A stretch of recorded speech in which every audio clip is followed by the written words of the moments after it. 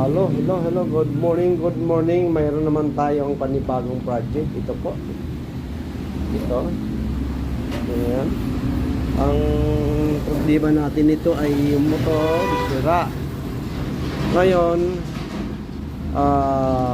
hindi kaya palitan dahil magkaiba yung base. Wala siyang kabitan dito. Ngayon, ang gagawin na lang natin ito. Total, ito 20 naman to. Ito po. Masira na ito.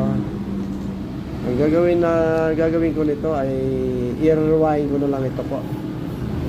Ito po, i-rewind natin ito. Itong coil na ito. Yan.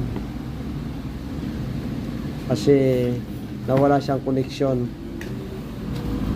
Ang request nga ng mister na palitan ng motor, pero wala akong makuha na ganito, kaya